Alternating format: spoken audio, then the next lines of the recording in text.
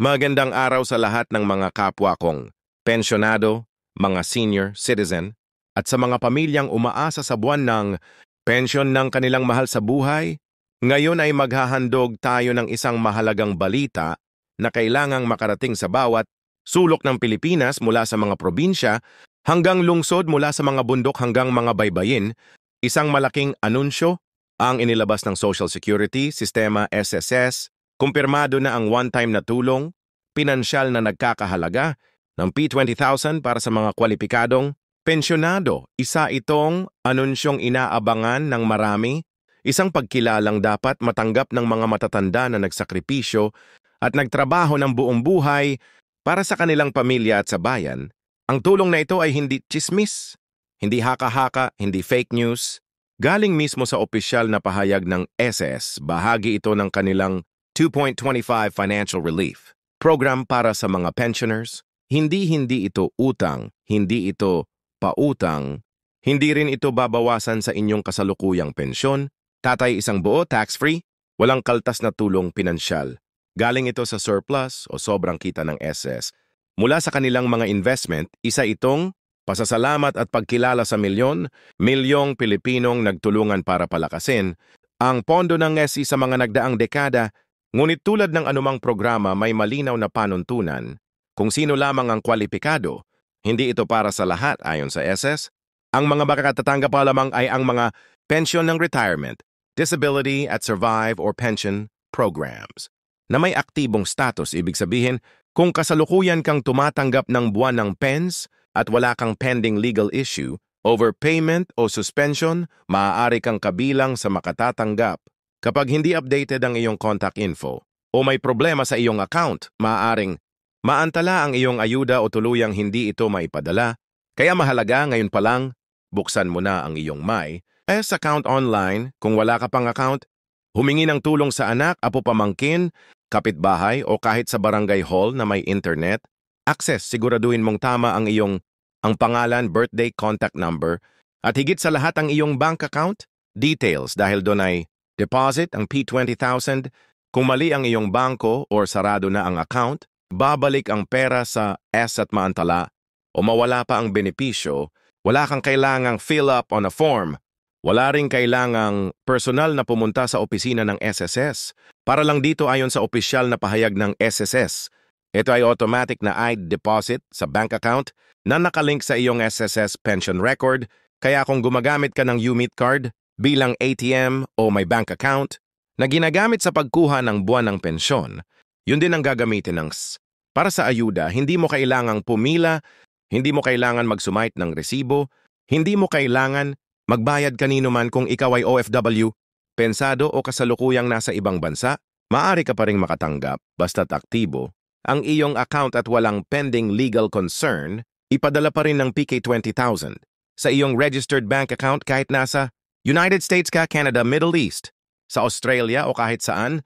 Marami na ang mga SSS pensioners abroad na tumatanggap ng regular na pensyon. At kasayon sa SSS, hindi kami ito magiging hadlang sa pag-release ng special financial assistance. Ngunit huwag magtataka kung hindi lahat ng pensyonado ay makakatanggap. May ilan na maaaring hindi kabilang sa unang batch ng ayuda dahil sa isyong legal, kulang sa dokumento, o hindi pa tapos ang verification. Maaaring may overpayment sa kanilang pension history o may existing dispute sa benepisyo. Kaya't muli, kung may duda ka sa iyong eligibility, ay check mo agad sa iyong may SS portal o magtanong sa opisyal na hotline o email ng SSS kailan ito ipapamahagi ayon sa SS. Target nilang simulan ang payout sa ikatlong linggo ng Agosto, taong 225. Maaaring hindi sabay-sabay ang dating ng tulong dahil sa dami ng pensyonado. Meron itong batang or schedule ng paglalabas ng pondo, depende sa rehiyon o bangko. Kaya't maging mapagmatyag, bantayan ang inyong bank account, iwasan ng magpanik kung hindi agad ito pumasok. Hindi lahat sabay-sabay ang pagpapadala. Ngayon, tanong ng marami, magiging regular ba ito? Uulitin ba ang ganitong ayuda taon-taon? Sa ngayon, walang garantiya. Yung BP Asinos ay isang beses lang para sa 2025, ngunit may mga mambabatas na nagsusulong ng panukala para gawing regular ang special sa mga assistants sa mga senior citizen May mga panukala rin na taasan ng minimum monthly pension sa PAPI 1,000. Ngunit lahat ng ito ay nangangailangan ng suporta mula sa publiko. Kung gusto mong lumaki ang pensyon mo, dapat ay parinig natin ang ating boses. Marami na sa atin ang halos 20 taon nang umaasa sa pensyon. Ang iba ay dating guro Sean, factory worker, janitor, magsasaka, driver labandera. Iba-iba ang pinanggalingan pero iisa ang istorya, nagtrabaho ng marangal, naghulog ng kontribusyon buwan-buwan at ngayong senior na inaasahan ng tulong mula sa gobyerno. Pero paano ka makakaraos kung PAP 2,000? Lang ang buwan ng pension mo? Pambili lang ng gamot? Ubus na pambayad sa kuryente? Kulang pa kaya ang PAP 1,000? Ay hindi maliit na bagay, isa itong tunay na ginhawa. May ilan na plano. Gamitin ito para bayaran ng utang, may ilan na gagamitin panggastos sa maintenance. Medicine, may mga lolo't lola na ipambibili ng gamit sa maliit na negosyo, carenaria, sari-sari, store o online selling ng kakanin. May mga bibili ng bigas, gatas, diaper ng apo. Ano man ang plano mo, gamitin mo ito sa makabuluhang paraan. Hindi ito araw-araw dumarating at hindi natin alam kung mauulit pa ito. Muli paalala sa lahat.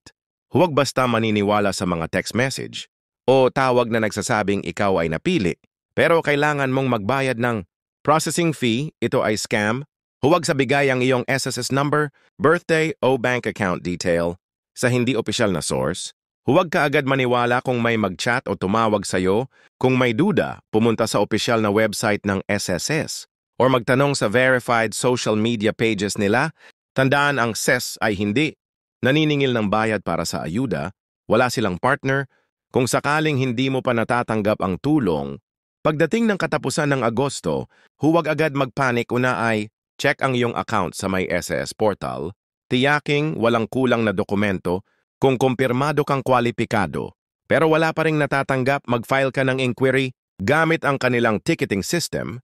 Minsan may delay sa bangko, minsan na-hold ang ayuda dahil sa discrepancy sa Rabakan. Pero ang bahalaga, huwag kang magpabiya, ay follow up mo ang karapatan mo.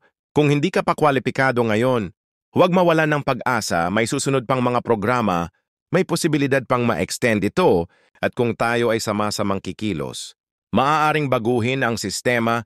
Ang HISPAY 1,000, then ay paalala na hindi tayo nakakalimutan. Bawat pensyonado ay may kwento, may pinanggalingan, may sakripisyo, kaya hindi ito simpleng pera, isa itong simbolo ng respeto. Kung may kapamilya kang pensyonado, lolo-lola, tiyuhin, tiyahin, tulungan mo silang mag-update ng records. Ay check mo kung tama ang bank account, ay monitor mo ang deposit slip, ipaalam mo agad kung may delay, at higit sa lahat, ibahagi mo ang impormasyong ito.